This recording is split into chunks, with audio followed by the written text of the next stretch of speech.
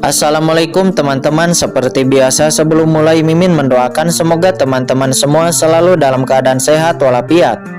Oke, kali ini kita akan melanjutkan Martial Master versi novel bagian 659. Bagi yang baru bergabung, selamat bergabung. Dan bagi yang belum subscribe dulu lah agar Mimin tambah semangat lagi nih bikin videonya. Oke, kalau sudah kita langsung masuk ke isi ceritanya.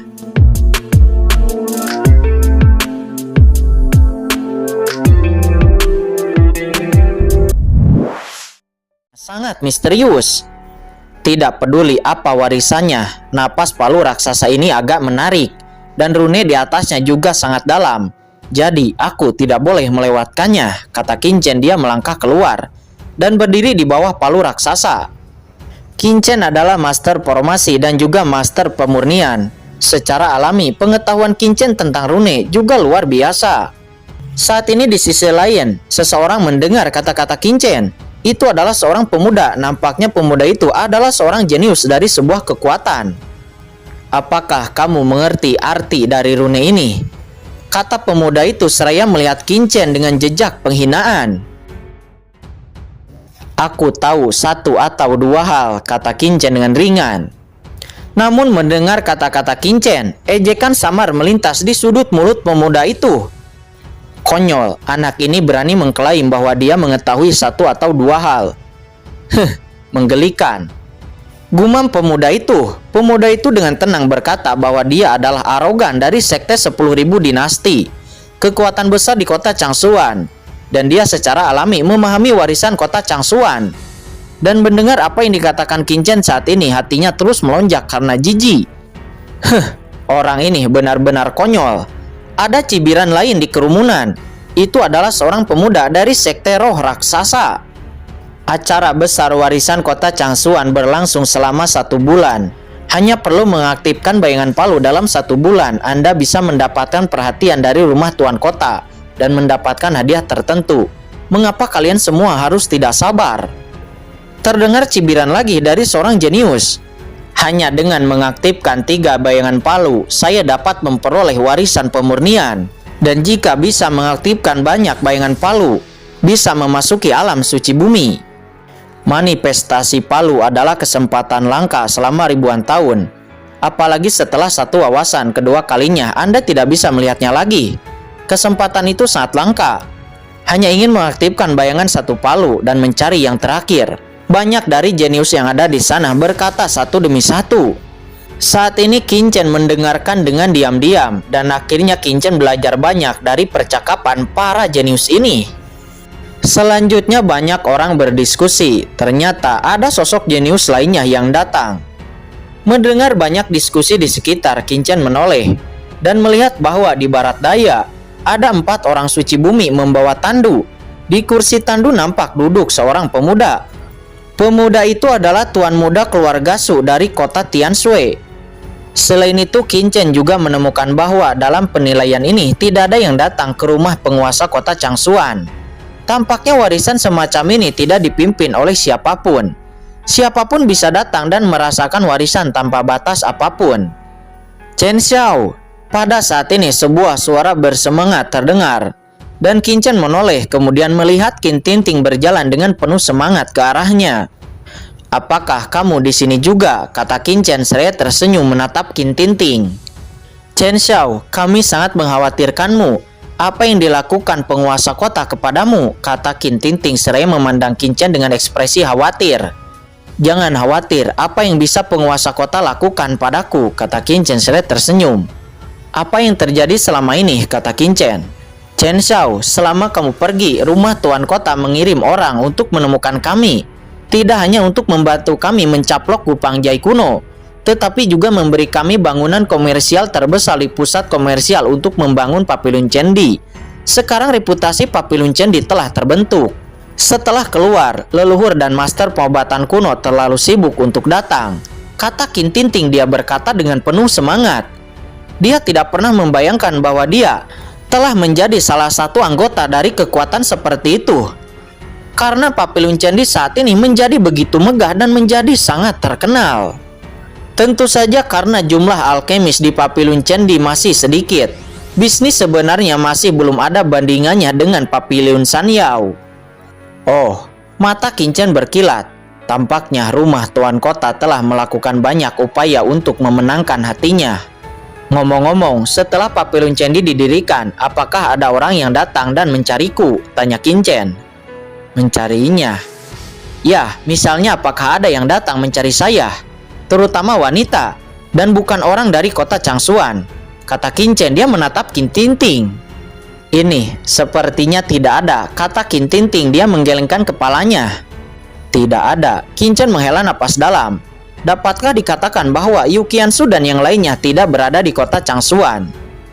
Ini sangat mungkin. Jika Yu Qiansu dan yang lainnya berada di kota Changsuan, mereka pasti akan datang ke Papiliun Candi begitu mereka mendengar nama Papiliun Candi.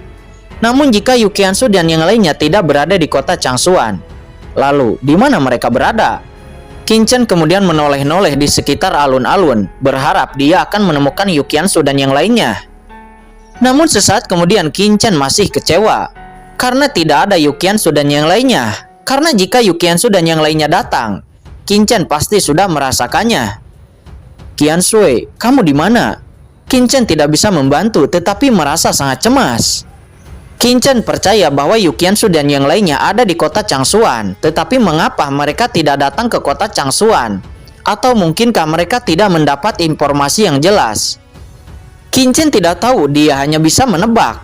Yang bisa dia lakukan sekarang adalah meningkatkan kultivasinya secepat mungkin, sehingga dia memiliki modal yang cukup untuk mendirikan Papiliun Candi di seluruh Yunzhou, dan bahkan di seluruh rumah mansion Guanghan. Dia percaya bahwa ketika Yu Qiansu dan yang lainnya mendengar Papiliun Candi, mereka pasti akan menemukannya. Chen Xiao, ada apa denganmu? Kata Qin Tingting. Dia menatap Qin dengan curiga dan membangunkannya. Tidak apa-apa, kata Qin. Dia menggelengkan kepalanya. Saat ini Tuan Muda dari keluarga Su sudah mendarat di alun-alun. Tuan Muda dari keluarga Su ini sangat kuat. Tidak lama setelah dia melangkah ke dalam bayang-bayang palu raksasa, tubuhnya mulai mengeluarkan banyak rune. Dan dia ingin membangkitkan resonansi dengan bayangan palu untuk berkomunikasi dengan palu raksasa. Saat ini semua orang memandang Tuan Muda dari keluarga Su itu dengan mata berkedip. Selain Tuan Muda dari keluarga Su, Tuan Muda dari keluarga Gu juga mulai mencoba berkomunikasi dengan palu raksasa. Ayo pergi, kita juga mulai merasakan, kata Qin kepada Qin Tingting. Kemudian keduanya datang ke tempat terpencil. Dia berdiri di bawah bayangan palu raksasa dan diam-diam merasakannya. Setiap pola rune sangat rumit dan mengandung aturan surga. Bagi orang lain yang bukan pengrajin itu seperti buku surgawi, tetapi bagi Qin itu tidak bisa dijelaskan. Sulit untuk menemukan makna mendalam di dalamnya. Rune adalah pondasi kekuatan. Ini menggerakkan kekuatan reguler antara dunia dan bumi. Selama saya menemukan aturan rune ini, saya dapat berkomunikasi dengan bayangan palu raksasa. Namun ini hanya komunikasi sederhana. Jika saya ingin mengaktifkannya 9 kali, saya harus memahami setiap rune yang paling primitif, kata Qin. Dia diam-diam berkata di dalam hatinya. Qin pergi untuk duduk di samping bayangan hantu palu raksasa, menutup matanya dan diam-diam tercerahkan. Warisan palu raksasa ini telah ada di kota Changsuan. Saya tidak tahu sudah berapa lama, namun tidak ada yang pernah bisa menjelajahi misterinya. Bagaimana bisa begitu mudah untuk berkomunikasi? Selama beberapa hari terakhir, semakin banyak orang jenius berkumpul di sekitar bayangan palu raksasa ini. Dan semakin banyak tokoh berpagat lainnya yang mencoba berkomunikasi dengan bayangan palu raksasa ini. Setiap orang penuh dengan pancaran cahaya dan berbagai kekuatan jiwa diintegrasikan secara menyeluruh. Tetapi sejauh ini tidak ada yang dapat menyadari kekuatan rune ataupun berkomunikasi dengan bayangan palu raksasa. Namun pada saat ini cahaya yang menakutkan melonjak dan sosok yang luar biasa perlahan muncul di langit dari kejauhan. Itu adalah Li Dongyu dari keluarga api jiwa. Dia akhirnya datang. Ini Li Dongyu, putra dari keluarga api jiwa. Dia ada di sini juga.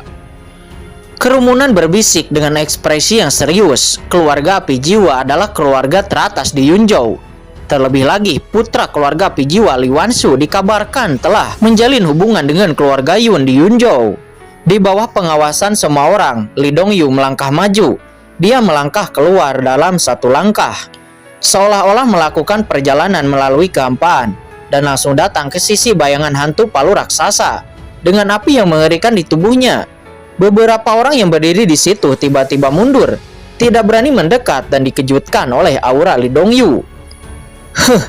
Tuan muda keluarga Su dari kota Tianshui dan tuan muda keluarga Gu dari kota Subkuno memancarkan sedikit ketidaksenangan di mata mereka. Postur Lee Dong-yu terlalu tinggi. Lee Dong-yu hanyalah seorang seniman bela diri di tahap akhir alam suci panah. Namun mereka adalah tahap awal alam suci bumi. Namun Lee Dong-yu nampak lebih memiliki reputasi dibanding keduanya. Sesaat kemudian cahaya cemerlang menyapu. Ini adalah seorang wanita dengan aura menakutkan yang mekar di tubuhnya. Dan dia tiba-tiba datang ke alun-alun. Wanita ini nampak cantik, dengan rambut berkibar tertiup angin, dan langsung menarik perhatian semua orang. Ini Ao Qingling, keluarga Nona Ao. Dia juga ada di sini. Kerumunan bergemuruh. Banyak seniman bela diri yang hadir berasal dari kota Changsuan. Dan banyak dari mereka secara alami sangat mengetahui Ao Qingling, anak tertua dari keluarga Ao. Di kota Changsuan tidak peduli kekuatan mana yang harus melihat wajah keluarga Ao, tentu saja mereka tidak bisa mengabaikannya. Mata banyak orang berkedip dan mereka bahkan bertanya-tanya apakah mereka akan menemukan kesempatan untuk berhubungan dengan keluarga Nona Ao dan saling menjilat. Ini kesempatan bagus. Qingling, apakah kamu di sini juga? Begitu Ao Qingling datang, Lee Dong-yu tersenyum. Dia melangkah maju untuk menyambutnya. Melihat itu kerumunan berbisik. Jelas mereka juga telah mendengar bahwa tujuan perjalanan keluarga api jiwa tampaknya untuk menikahi keluarga Ao. Mereka tidak berani menyinggung keluarga api jiwa. Jika itu sampai memprovokasi ketidakpuasan Lee Dong-yu dengan kekuatan mereka, saya khawatir mereka akan dengan mudah dihancurkan. Setelah Ao Qingling datang, dia tidak melihat ke arah Lee Dong-yu. Sebaliknya, dia melihat bolak-balik di alun-alun. Jelas, dia sedang mencari sosok Qingchen. Dan setelah dia menemukan keberadaan Qingchen, dia langsung meninggalkan Lee Dong-yu dan pergi. Melihat itu, ekspresi senyum Lee Dong-yu langsung mengeras, dan wajahnya menjadi sangat menakutkan. Terutama setelah dia melihat sosok Ao Qingling yang berjalan meninggalkannya. Ada niat membunuh yang dingin melintas jauh di matanya. Ini, apa yang terjadi? Bukankah keluarga Nona Ao datang untuk menemui putra Lee Dong-yu? Kenapa dia bahkan tidak melihat putra pertama Lee Dong-yu sedikit pun? Ada bisikan di kerumunan, hal-hal tampaknya berbeda dari yang mereka bayangkan. Dan mendengar komentar ini membuat ekspresi Lee Dong-yu semakin jelek dan semakin marah. Pada saat yang sama, semua orang mengalihkan pandangan mereka ke tubuh Ao Qingling. Di bawah semua mata, Ao Qingling berjalan ke sisi lain alun-alun, tempat seorang pemuda duduk dengan tenang. Dan Ao Qingling berjalan langsung ke pemuda itu. Semua orang bertanya-tanya siapa pemuda itu, yang bahkan menyebabkan keluarga Nona Ao mengabaikan putra pertama Lee Dong-yu dan berjalan ke arahnya. Keluarga Nona Ao, Qin Tinting berdiri di depan Ao Qingling dan menghentikannya. Dia menatap Ao Qingling dengan tak percaya. Keluarga Nona Ao adalah wanita yang sangat cantik. Penampilannya tidak ada duanya. Qin Tinting pernah bertemu dengan Ao Qingling sebelumnya di gerbang kota Changsuan. Tetapi saat itu Ao Qingling sedang menyamar sebagai pria. Qin Tinting tidak pernah berpikir bahwa Ao Qingling itu ternyata sangat cantik. Namun meskipun Qin Tinting mengetahui itu adalah Ao Qingling, tetapi Qin Tinting tidak bisa membiarkan pihak lain mengganggu Chen Shao. Saya mengenal Tuan Qin. Ao Qingling melirik Qin Tinting. Kamu menyingkirlah. Aku. Qin Tinting ragu-ragu sejenak. Dia masih berdiri kokoh di depan Qingchen. Qin Tinting, biarkan dia datang. Pada saat ini Qingchen membuka matanya. Meskipun dia menutup mata, tetapi dia juga merasakan segala sesuatu di dunia luar. Kemudian Qingchen melirik Ao Qingling dengan senyum masam lalu berkata, "Nona, kenapa kamu melakukan ini?" "Saya dengan baik hati menunggu Anda menyelesaikan kultivasi Anda dan ingin ikut dengan Anda untuk memahami warisan palu raksasa. Tetapi saya telah menunggu lama dan tidak melihat Anda keluar." sampai saya bertanya kepada ayah. Ayah memberitahu saya bahwa kamu telah keluar dan kamu telah meninggalkan saya. Bukankah itu terlalu berlebihan? Kata Ao Qingling. Mendengar ini kerumunan terkejut. Makna yang terkandung dalam kata-kata Ao Qingling itu begitu kaya sehingga semua orang hampir tidak bisa bereaksi. Siapa pemuda ini yang dapat membiarkan Nona Ao berbicara dengan nada yang begitu intim?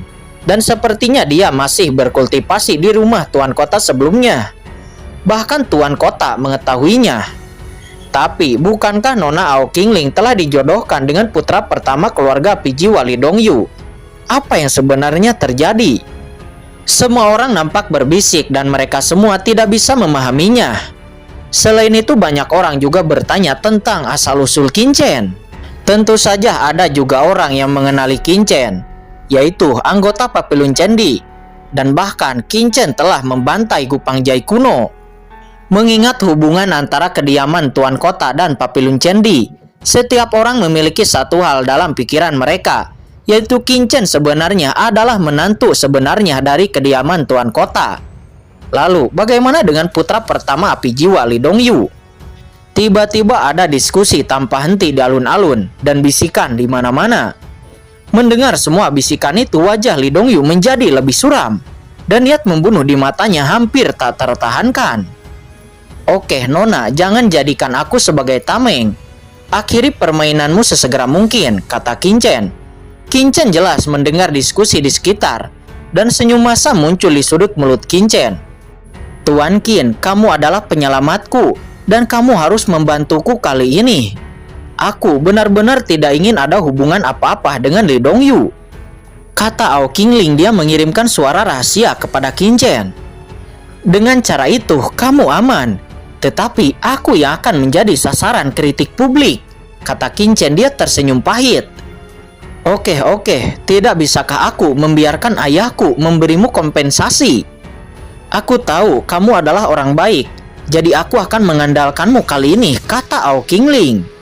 Setelah mengatakan itu, Ao Qingling duduk bersila di samping Qin dan keduanya sangat dekat. Bisakah kamu menjauh dariku? Kata Qin. Dia menghela napas dan menggelengkan kepalanya. Tidak, bagaimana orang lain bisa percaya bahwa kita memiliki hubungan jika aku jauh darimu? Kata Ao Qingling seraya tersenyum. Saat ini di samping Qin Tinting tampak konyol. Qin hanya bisa menghela napas dalam. Dia selalu merasa bahwa Ao Qingling ini agak terlalu antusias. Dan sekarang sepertinya dia ingin menggunakan dirinya untuk menyingkirkan keterikatannya dengan Li Dongyu. Wanita ini benar-benar cerdik. Menarik. Melihat pemandangan ini, tuan muda keluarga Su dari kota Tianshui dan yang lainnya melontarkan makna yang menarik. Saat ini ekspresi Li Dongyu sedikit berubah ketika semua orang mengira dia akan marah. Mereka melihat Li Dongyu mendengus dan duduk bersila, kemudian merasakan bayangan hantu palu raksasa.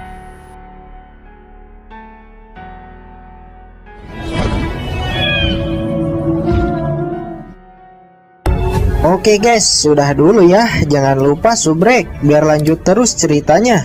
Bagi yang sudah subrek, mudah-mudahan dimudahkan rezekinya. Mimin undur diri. See you next and goodbye.